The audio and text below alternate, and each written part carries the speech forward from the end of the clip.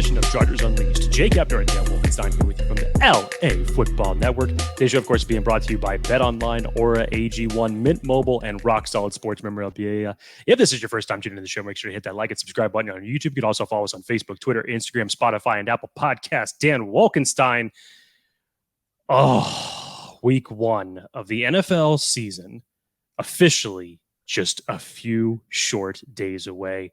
We have been waiting for this conversation for months and months and months now. All of the proverbial lull of the offseason, all roads lead to now. All of the hype that has surrounded the Chargers team throughout training camp and the preseason. The talking stops now. It is time, as one Chris Harry said on this show months ago, go out and prove it. Jake, can you feel it? Can you dig it? Shout out to Shaq. Shaq and a fool on this side. Holy hell. It has been a long 2023 offseason, but Jake Hefner, we are back. 2023 NFL season is upon us. We are Thursday, Friday, Saturday, 4 days away. Less than one bare naked lady.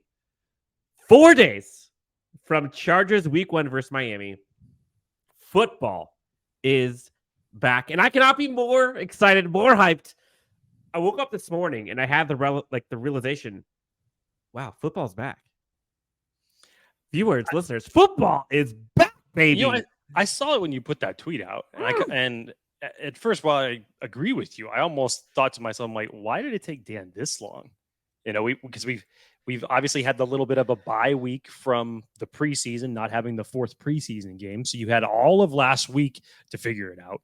You had essentially all of August to figure it out, that we're kind of getting back to it. But 4 days before the game, you're just like, okay, football is officially back. I got it. For some people, until they are sitting in front of their couches and you don't hear the NFL red zone music on your television screen, like for them, that will be the moment that everything is officially back. I get it. But hell, just Chargers football. Look, Chargers football is back in 4 days. Football is back tomorrow. I think, honestly, it goes to show like how much we have done these past few months, to where we've been kind of like heads down and like finally like, oh, like you get your head up out of the water for 2 seconds. You're like, oh my gosh, it's September. And we've gone through training camp. We've gone through the Kellen Moore hire. We've gone through mini camp. We've gone through the draft and rookies and free agents and all of that. All of the outlook, all of the, demoralizing stuff from the end of last year. And finally, we're here. And so we get to talk about today, finally. We get to talk about week 1 overall. We're going to talk about the preview later this week. We're playing Miami. We, the team, not us. I'm not playing. They don't want me there. Trust me. We're playing the Dolphins. And we've seen some shade. We've seen some topics come up on socials from the Dolphins headquarters, which we'll talk about. Shocker. Sorry, not from Mike McDonough, Daniel, because obviously he's going to be getting questions about that. But just in general, here we go again with this whole Chargers Dolphins narrative social media war. Yeah. Here we go. So look, we're going to talk about that a little bit. We'll talk about it a lot more later on, probably tomorrow or Friday. Season outlook, Jake. We get to go into what we expect for the season. We'll talk about some updates from the team this week. Captains were announced today. We'll talk about what we expect and hope to see this year, as well as what we hope to not see this year. So, Jake, let's get into it. Over or under? 9.5 wins for this Los Angeles Chargers team. First of all, I think that's like the standard line for the Scratch Chargers. Scratch that. Over or under, Jake? 10.5. Okay, so you raised it by 1. Okay. 10.5 wins for the Los Angeles Chargers. Big predictor. Dan, first of all, Dan told me before we got on this show, he's like, I hope you're ready because I'm about to bring the fire on the over-under prediction. And then he literally rattles off the exact line that's currently out for the Chargers from a win and loss standpoint. So good. I'm glad you upped the ante a little bit, albeit by 1 game. So 10.5. 10.5. Jake's sweating. He's You know, thinking. let's not forget here. The wheels are And turning. when you go through everything, first of all, this is not a simple over under type of answer because you Yes, it really is. have to Yes, assimilate see? everything that's here. First of all, the Chargers have the 7th toughest schedule in the NFL this season. Yep. Their last 7 weeks for the opponents that they have to face is going to be pretty damn tough at that point of the season. Mm-hmm. I say 10 wins, even at a stacked AFC conference. If you don't get to 10 wins, you're not making the playoffs. So I'll say that they will. I say that they will. Come on, Jake. Come on. God, Do it. I want to see these wheels turn, and I want to see the story flipped. I want to see optimistic Jake before the season starts. Come on, give it to me. I feel like give it to us. optimistic Jake throughout Continue. the entirety of the offseason. So Jake, 11 wins. Oh, that's a euphoric moment to start the 2023 banner of Chargers Unleashed Week 1. Jake, let's talk about our friends over at Bet Online. Well, I want to remind everybody that Bet Online remains your number one source for all of your sports betting needs this season. Always the fastest and easiest way to get all of your betting info, including live betting options and your favorite casino and card games available to play right from your very own home. All you got to do to get into the action is head on over to the website. That's betonline.ag, or use your mobile device to join. And be sure to use our promo code BELIEVE. That's BLEAV to receive your 50% welcome bonus on your first deposit. Bet Online, where the game starts. So, Jake, we said at the top, football is back. You and I, we were in Anaheim for the Bolt Show Rock Solid Sports memorabilia event. Great turnout, by the way. Insane. We got to talk to all kinds of players. Isaiah Spiller, Otito Ogbonnia. Which Tuli Pelotu. Actually, go ahead and keep rattling them, and I'll come back to Tito here in a second. Asante Samuel Jr., Keenan Allen, Mike Williams, Eric Kendricks, Darren Sproles, Max Duggan was there. Quentin Johnson was there the day after. He was actually out of TCU being commemorated, so came the next day. All those guys we got a chance to talk to with Chargers fans. Football is back. Feels good. Go ahead, Jake.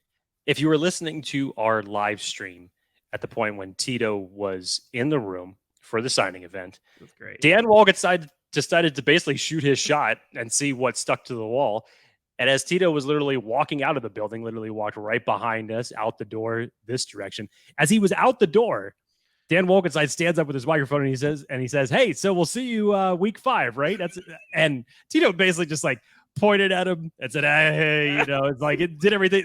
Kind of gave like the nonchalant, non-committal type laugh and just said, "Hey, that's kind of a good one," type of thing. So Dan tried to get something out of him to try to get an idea of when Tito may be returning to the field, but in all estimates, he looked in fantastic shape. And again, huge because we were sitting down, and for a guy that big to walk past you, he's big enough as it is when you're standing up, but when you're sitting down, he looks ginormous. Yes. Jake, I mentioned it. I woke up this morning and football's back. I even have a candle lit for this. Football, I think it's football and flannel is the candle I have going. Shout out to Michaels for providing this to me. Wow. Which also is pretty hilarious. I know this is a translation, but on the top is a scented candle. And the translation, I'm going to say it in English, but it looks like it says bougie perfume.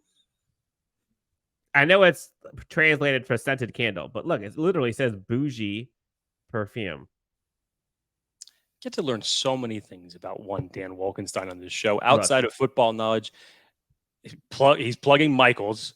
And now you know that he has scented candles in his office. So, yes, but Jake, we get to hear Al Michaels' voices or voices like Al Michaels because football's back. Damn, does it feel good?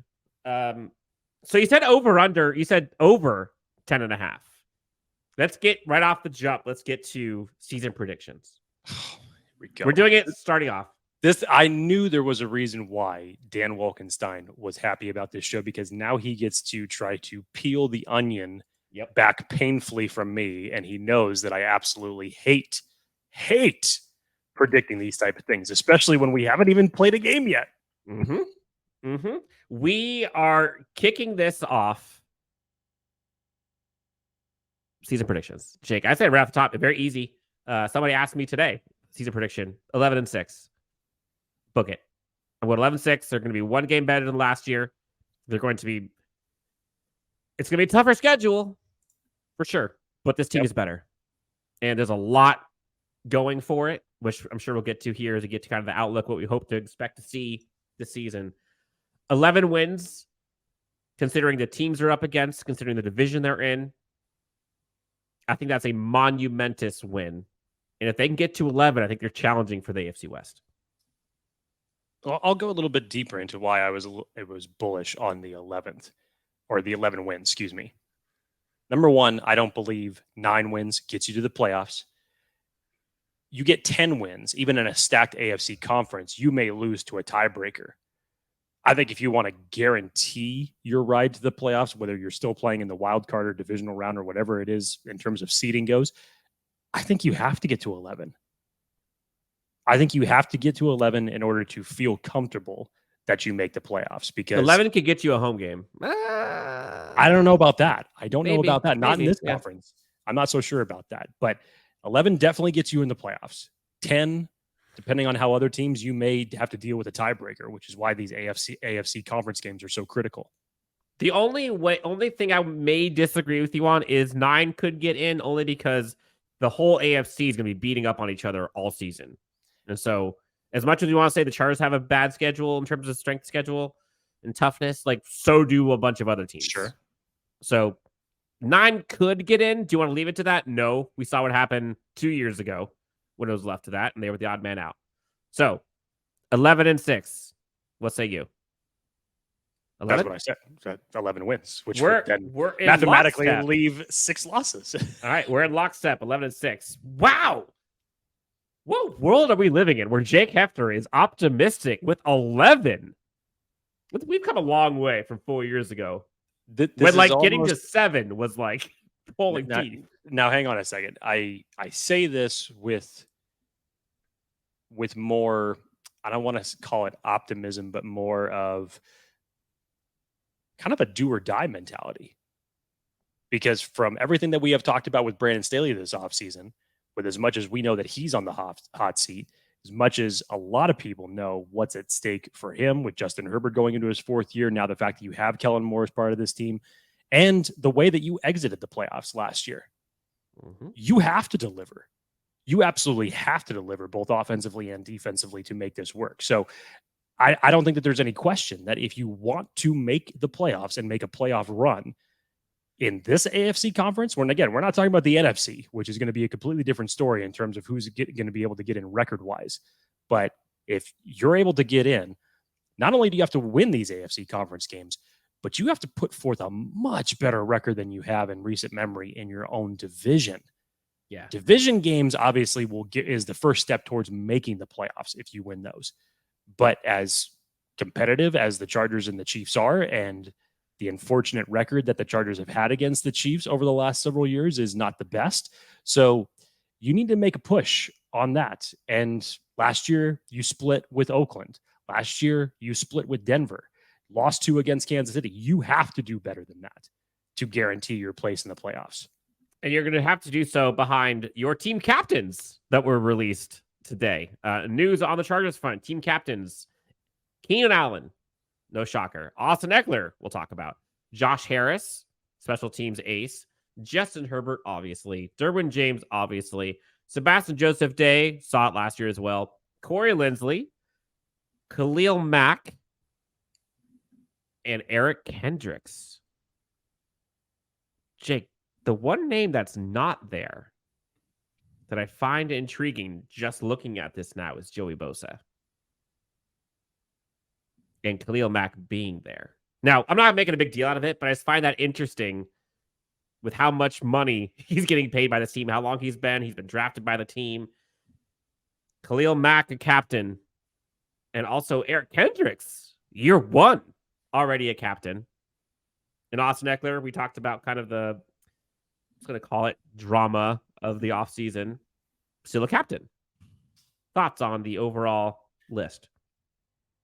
So I don't think that there should be any surprise that Eric Kendricks is on that list, because you could understand in the first couple of weeks that Eric Kendricks arrived in camp how lauded he was from the rest of that team in terms of how much respect he has garnered with his from teammates, Staley and all the way down. coaches, teammates, guys who he had never even met before.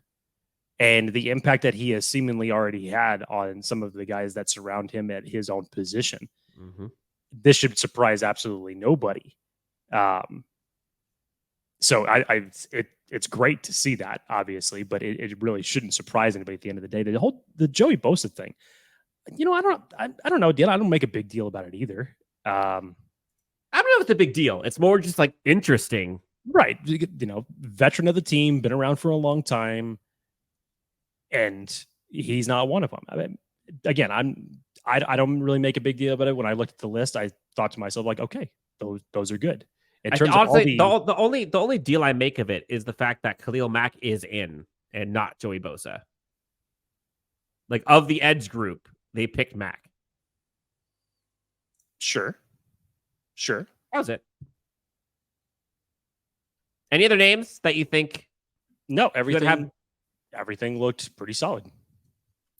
Speaking of one Bosa to another, Dan. Nick Bosa, did he get a contract? Nick Bosa. I know that this is Chargers Unleashed, but what the hell in terms of setting the market for edge rushers. Joey Bosa has agreed to Nick Bosa has agreed to a new 5-year, $170 million extension with the San Francisco 49ers, including $122.5 million guaranteed. That's a $32 million average. Woof. Holy smokes. Remember back in the days that we thought when Joey Bosa's new contract, when that was big? Jeez. So the Bosa family is going to be having a fight for tabs. Who knows? Maybe they'll let it slide because the Niners, I'm sure, are just excited as hell to have their star pass rusher back. Yes. So Jake, you kind of mentioned the do or die, and Sebastian Joseph Day kind of talked about it. Derwin James talked about like now you have a group of grown men all playing together. You can't underestimate and understate how do or die this is. Now, is it literally do or die? Come on, guys. No, but like people's jobs are on the line for sure this year. And you can go from executive all the way down to player across the board.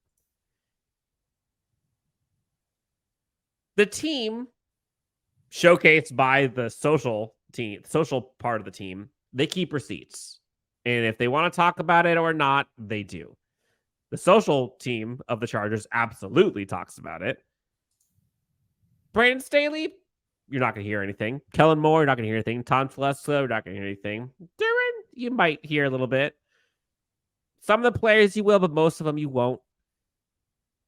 There's been so much criticism and so much pressure and so much heat on these players. They know what's at stake this year. And what I'm looking forward to seeing is the team feels like it is going into the season with its collective back against the wall. People are, I don't want to say they have their pitchforks ready, but people are going to be very quick with knee-jerk reactions one way or the other. But this team knows the talent. They know what's at stake. They know what's ahead of them. They know the competition, but they know who they have inside the building. And that it is good enough to win a Super Bowl. Make no mistake about it. This team has the talent to win a Super Bowl. And enough, I think I saw Robert Saleh from the Jets talk about how previous years, people talk about, they didn't win, but you played us tough. And he was like, F that. I'm kind of in that same realm when we talk about like playing the Chiefs and playing the Bills. Like, we play the Chiefs tougher than any other team in the NFL.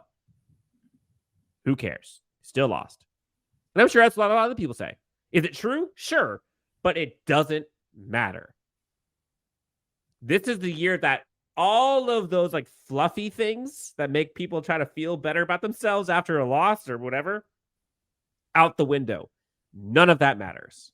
And there was a lot of criticism of Tom Telesco, of Brandon Staley, of Justin Herbert about like At the end of the day, did you win or lose? At the end of the day, did you make a playoff appearance? At the end of the day, like, this is kind of red, black, credits, debits. Did you win or did you lose? Up and down the roster, up and down the staff, up and down with Tom Telesco, Dean Spanos. Like, that's where we're at this point. So that's the do or die. I know I was on a kind of a soapbox there for a second, but like, make no mistake about it. This is, I said it early on when the season started, when the off season started. I can't recall a season more altering to a franchise one way or the other than what we're about to embark on since covering this team. Period. I can't. I think it's in terms of your perspective there, Dan, it's because of all of the things that are in play that we know about. And obviously things could have changed if the Chargers had won that playoff game in Jacksonville. And maybe we wouldn't be sitting here with all of these connecting storylines. Mm-hmm. But yeah, it's do or die. And did the Chargers face criticism in the offseason? Rightfully so. Did they own it? Sure, they did. They needed to. Derwin James said in a recent interview, they know what they need to fix in terms of the defense goes with the so-called elephant in the room. Brandon Staley owned up to the mistakes just days after the playoff game. Didn't shy away from it, even though it may not have been perceptions or opinions that people necessarily agreed with on why he did this or why he did that. Regardless, I think as a coach and stepping up and taking responsibility for what took place, I thought he did that. In terms of what's been done in the offseason, you can't help be impressed. I mean, really, from the front office standpoint, from the decisions to pounce on Kellen Moore and sign him as soon as he became available, which was a very nice gift from the Dallas Cowboys, from the standpoint of restructuring contracts, the likes of Keenan Allen, Mike Williams, Joey Bosa, Khalil Mack, just to free up enough cap space to bring in the likes of Eric Kendricks and, of course, sign Justin Herbert to, as of today, still the highest paid quarterback in the NFL. And then you go out and you get the draft class that you got, which Dan and I have talked about a number of times. We can't remember this many draftees in a single draft class before week one has even started, already showing signs that they're going to be huge contributors to this team. But then you look to the future to say, if the Chargers don't make the playoffs after all this, like I said, Dan, I felt like last year was a pass after what took place. And I've said previously that I do believe that Brandon Staley and Tom Telesco are connected in terms of their tenure with this team. So yeah, it is do or die. And I think everybody realizes what needs to take place with the team that you have in place right now. What's that saying? You learn a lot about someone's will when they get punched in the mouth, kind of thing. That's what I'm looking forward to seeing is, it's easy to put on a brave face, like when things are going well and when there isn't, a mark on your back. But this team collectively has a lot to prove, to the point where a lot of like national pundits, I don't want to say have given up on the Chargers, but are very much like cautiously not talking about them. And I don't blame them, to be honest. I kind of like it, but I don't blame them. And so this kind of leads into like what we hope to and expect to see this season. Jake, but before we get to that, identity theft prevention is real and can actually be done with our friends over at Aura. You can rid yourself of all of the issues with bots, robocalls, people trying to steal your identity. And now they're offering a 2-week free trial where you can check it out, see what your thoughts are.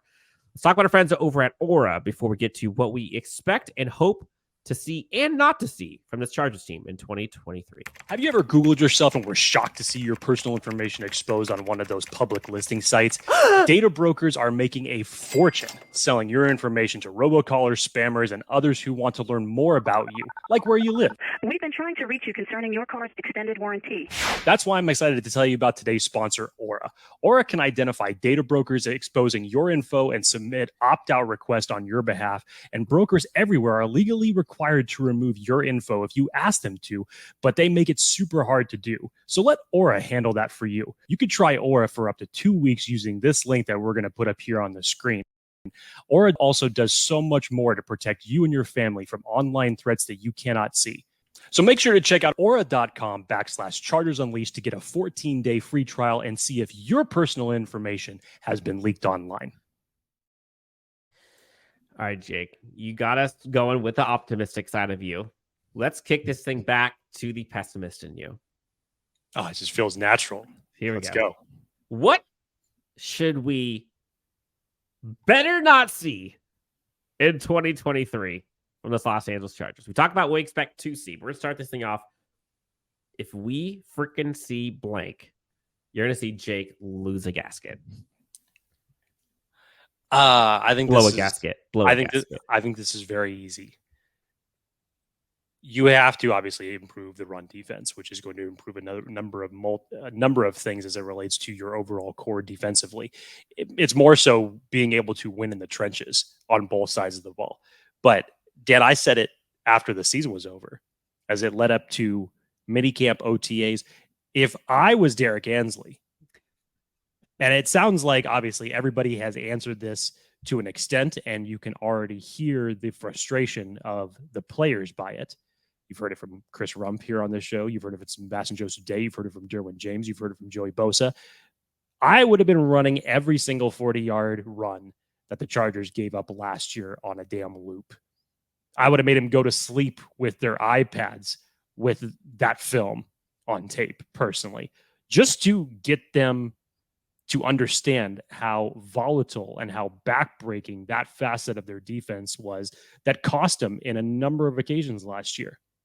So your run defense has to improve. And I think the Chargers recognize that from player standpoint, from coaching, from front office, obviously from going out and reinforcing the interior of the defensive line a little bit better. You draft Tuitu Pelotu to pair with Chris Rump. Now your core four looks a little bit better than what it had last year. And obviously the Chargers had a lot of confidence in that as they kept all four of those guys as their primary edge rushers.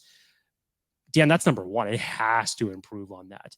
If we start seeing in the early weeks of this year with more of the same that we saw with those 40-yard runs, or just opposing offensive linemen just, imposing their will on the interior of this defensive line, the Chargers are going to be in a heap of trouble. I think the more arching thing with the defense, Dan, and maybe that is probably the biggest thing, is that can we finally see the defense that Brandon Staley was essentially brought in for with this team? Can we see the defense that we saw versus Miami last year? The defensive-minded guru that was the defensive coordinator of the Rams back in 2020. And again, I said this to you last week, Dan. While I know that this is still Brandon Staley's defense, and while Derek Ansley still holds the defensive coordinator title, I think you're actually going to see much more of a blended integration for this defense, because the players respond so well to Derek Ansley. And if Brandon Staley can put this all together, and I think from the standpoint of personnel, this is about the closest thing that he has in terms of being multiple at different levels, being versatile, get away from the predictable zone defense the Chargers had to run so much last year out of necessity. You get past that and you get into more of an aggressive tackling, just get after it type mode, which it sounds like that's what's been alluded to from this coaching staff that we have heard them talk about. That could be a huge difference maker. I think we all expect huge things for Kellen Moore and Justin Herbert. And with all these weapons, if they don't produce, obviously that would just be the biggest shocker in the world. But defensively right now, if you were to look at this from a 30,000 foot view, what is that interior defensive line going to look like when the pads come on and you're going up against the opposite team in the games that count? You're right. Well said. Oh, I hope we don't see that. Jake, you're a movie buff. Very much so. Denzel Washington, one of the best. What I hope and expect to see in 2023, man on fire throughout this Chargers team. Specifically, Justin Herbert. I want to see this guy sling it. But I'll start at the top. Brandon Staley. I want to see a meme at some point this year of man on fire with Brandon Staley's face on it after some ridiculous play calls situationally go crazy. Brandon Staley has been through the ringer, evidenced by the preview the Chargers put out of All In. You look at the difference before and after he took the job, kind of thing. Last year must have been an absolute gauntlet. I would say he experienced some stress. Physically, mentally, emotionally. That year sucked. Sure, there were a lot of learning experiences, a lot of positive takeaways, but last year, as fans, as you and I covering the team professionally, that was a tough year. And that was a roller coaster of emotions all the way through. I hope and expect to see Brandon Staley just say, F it. If we're going down swinging, we're going down all in my way. Because that's why he was brought in to coach this team. That's why they brought in Kellen Moore. Because that F it mentality, you could draw a hard line from the stark contrast of what you saw from Joe Lombardi to what you'll see, what you've seen from Kellen Moore. That offense is going to hum. I hope and expect to see it. Brandon Staley, you're going to see a fired up, emotional Brandon Staley all season. You'll see more smiles from Brandon Staley this year than you've seen throughout his career with the Chargers. And you're going to see more fist bumps and screams from Justin Herbert than you've seen throughout his career. You're going to see more deep shots from Justin Herbert than you've seen throughout his career, including his rookie year. Man on fire. I haven't even talked about the defense, but man on fire is the theme that I want to see week one, pedal to the metal. If you're going to lose on your terms and lose with the strength and the guys that you got. And you look at the talent, you look at the roster, look at the coaching, there is no excuse for anything other than that. I don't disagree at all with that, Dan. I would still say, is this going to be the fourth and Staley show that we saw in Brent Staley's first? You believe that. You believe that he'll get back to doing it that much and literally just hitting the F it button from the jump. How about this? I'll put my money where my mouth is. Every time we see a fourth and Staley successful attempt, we're giving away a t-shirt. Every time. Successful attempt. Every successful attempt. Make sure to preface that. You will get we'll have a giveaway of a fourth and Staley t-shirt. Every single one. Hey, I like it. Nice plug as well. On top of, I hope in that case, we're giving out like 18 t-shirts. So more than that. Good for that. Pound of the over on 18. Dan, I'll just piggyback off of that from, appreciate you lauding my movie buffness. I'll pull two quotes from you. In Speed, there was a quote that was made by Keanu Reeves and his police captain, where they kept talking about his reckless behavior. And they say, crazy, not stupid. Brandon Staley has to find the fine line between that. We're not talking about going for it on 4th and 15 from your own 20-yard line. We're not talking about those type of decisions. And then, Dan, more of a lighthearted quote that's kind of in the same vein is from the Mighty Ducks 3 with Coach Riley, where he says, don't be too cautious, but don't be too careful either. So I think that's what Brandon Staley just has to find the fine line, because I'm with you on all of the aggression and everything that has been talked about from Brandon Staley, from Kellen Moore, as far as what this offense is going to do. They are going to push and they are going to push and they are going to push. And you would think from all that pushing that the result is going to be points on the board. The other thing that I hope, and I don't want to say expect, but I'm leaning towards expect, is, this kind of takes me back to pie and eating it. And like, there's only a finite amount that you can have. And you hear a lot of people say, oh, well, if you, in relation to the Chargers, well, I don't want Justin Herbert to, have to throw less if it means we're going to run more. If it's scoring you points, at the end of the day, who cares? But I genuinely believe that the Chargers can throw for more yardage and have more touchdowns while also having a vastly improved run game. That's what I hope and somewhat expect to see. I expect to see Justin Herbert around 5,000 yards this year. I expect to see 35 touchdowns. I also expect to see 2,000 yards, 1,500, 2,000 yards combined from this running game. And they were half that last year. So by that token, Dan, for as much as they had to throw it last year, because remember, them throwing it last year was more about necessity because they were playing catch up. Mm-hmm. And this is why Dan Wolkenstein is the optimistic one out of the two of us, because he's over here talking about how surprised he is to see me optimistic. Dan Wolkenstein, while I'm not downing his optimism, he's also got me to a point where thinking, okay, so by that token, Dan, you thinking that they're going to throw for more than they did last year, score more touchdowns than they did last year by a pretty good margin. Mm-hmm.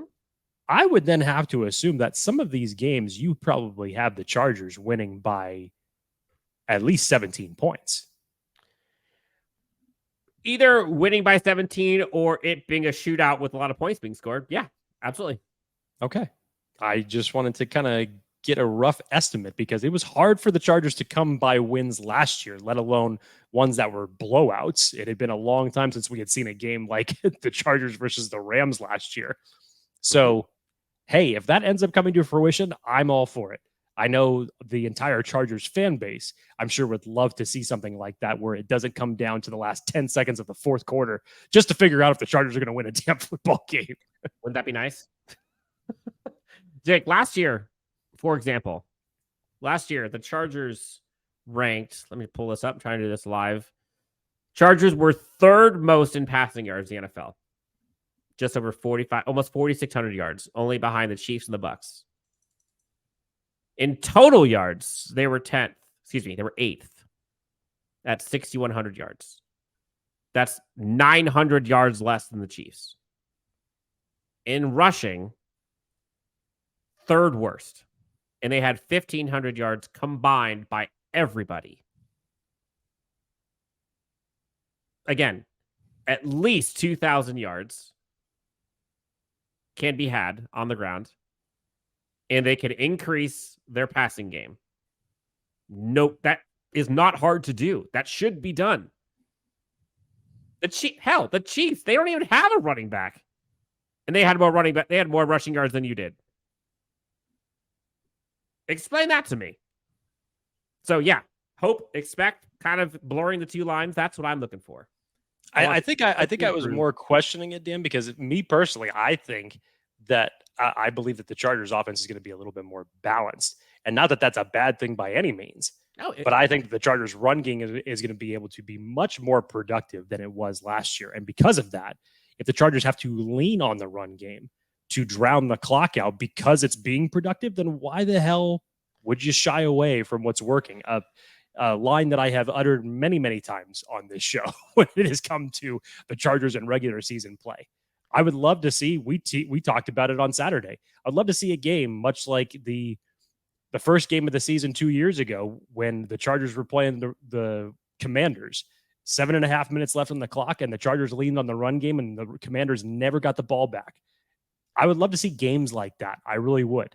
Just to go out there, flex your muscle, take control of the trenches. So strictly for that standpoint, I may not see Justin Herbert with those numbers, but hey, I'm all for it if you could do both while also having the run game be a heavy weapon for you offensively. Jake, the Chiefs. Okay, you're talking about balanced team, right? The Chiefs had almost 2,000 yards rushing last year. Chargers again had 1,500 yards. Let's look for the Bills. Bills had over 2,200 yards rushing. And that's with Josh Allen slinging it. So we're saying the same thing. The running game is going to improve. That is going to bring a more balanced offense, even if the passing game stays as is or better. So are there any other, I mean, I can say the thing that I better not see, I hope to not see, but I'm not even going to say it because we've all experienced it too many times. We're getting to week 1, and we got Miami coming up here. And there's so many storylines there. You know, looking back to last year with all the injuries the Chargers faced and how much they still kind of pulled a rabbit out of the hat and arguably had their best performance, at least on defense, all year. Remember last year, the offensive line was kind of crippled. Justin Herbert was ailing, and it was didn't look great on offense, but the defense carried through. You're seeing Mike McDaniel kind of say some weird stuff about the Chargers game last year and this year. Honestly, like, it was very weird, that podium thing that he... What do you make of those comments, Jake? For those who didn't know, Mike McDaniel is kind of like alluding to the fact that maybe it was Ronaldo Hill that was calling the good game and was alluding to just, I don't know. It was weird, wasn't it? I mean, let's preface this, which if you've heard Mike McDaniel speak over the last year, speaking about the Chargers or not, he's made plenty of weird comments. I'm sure if you were talking to Dolphins fans right now, they'd say, "Oh, that's just commonplace." This is another Mike McDaniel type comment from him. This one was a little. I mean, the first part of the question where he answers in terms of the concern about the Brandon Staley plan. His answer to that, I didn't really take much away from that. Him just thinking is like, oh yeah, we only think about that, 1/17 of the season, talking about basically 1 out of 17 games, of course. But then he kind of extended it to say for the standpoint that, well, we've got Ronaldo Hill now as far as our coaching staff, and he was the one that really put that together, and that's why the Chargers perform so well. And now we got him. That was a very strange comment to make.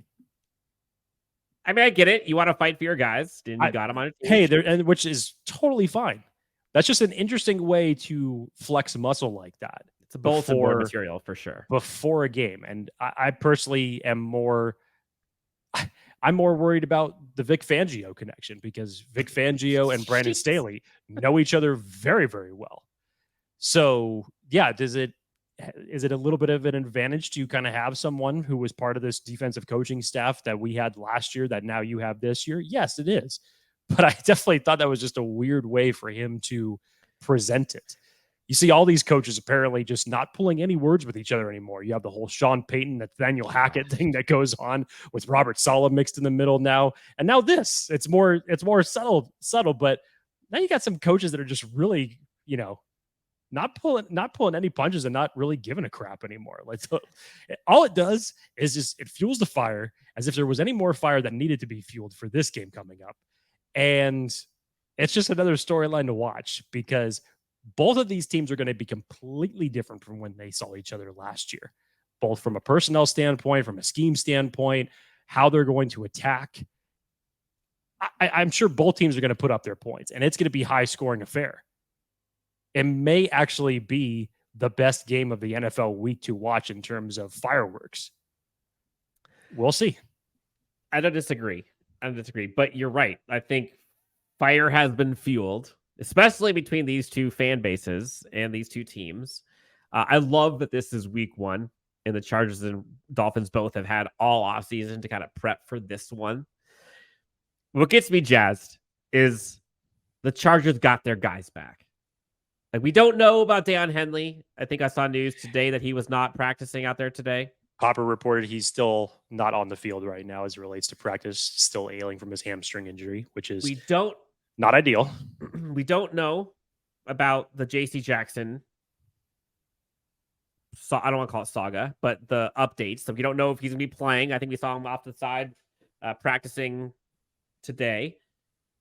But what we do know is, as it stands, Justin Herbert is healthy. They got a new offensive line now refreshed and healthy. They got a new offensive coordinator. They have new weapons at wide receiver. Their running backs seem to have drastically improved. They've got their defensive line back. Aside from Tito, Austin Johnson is back. They've added Scott Matlock. They've added guys all over the field. I think this secondary is wiser. They've got a healthy Khalil Mack and Joey Bosa. Derek Ansley is now at the helm. Eric Kendricks was added. We've heard about Kenneth Murray, drastic improvement. Will we see it? Rashawn Slater is back. That's a lot of guys that are now either back or now healthy or added to a team that we did not see last year. So that's what's got me excited, is how much talent or health is being infused back into this team this year. Jay, we got football this week. Football is back, baby. My candle's still lighting. I'm not letting this thing go until it burns out after week 17, well into the playoffs, when the Chargers are playing the playoffs. Anything else? We've set the stage. Next up, Dolphins week 1 preview on Chargers Unleashed. Jake, anything else you want to tell the great friends before we get out of here? I'll save my comment for the preview show. Other than that, excited to put an imprint into my couch, much like I do with the NFL draft, because there will be no leaving once Red Zone comes on. And then, of course, the Chargers game at 1 p.m. local time. So good to have football back. I will be there. My couch, on the other hand, hates it. Yes, I'll be there at SoFi with all of the Chargers fans. I'm pumped. Let's get after it. Next up on the docket from Chargers Unleashed, week 1 preview. We'll talk about the next Chargers Unleashed. But for Jake Hefner, Dan Wolkenstein, LAFB, Chargers Unleashed, thank you guys, gals, so much for tuning in. Be sure to hit the like and subscribe button on YouTube. Go check out the giveaway we have for a Keenan Allen signed mini helmet pinned to our profile on X. Signed mini helmet by Keenan Allen. When are we giving that away, Dan? Before kickoff on Sunday. Can't wait. Go shoot your shot. Shoot or shoot. We'll talk to you next time on the next Chargers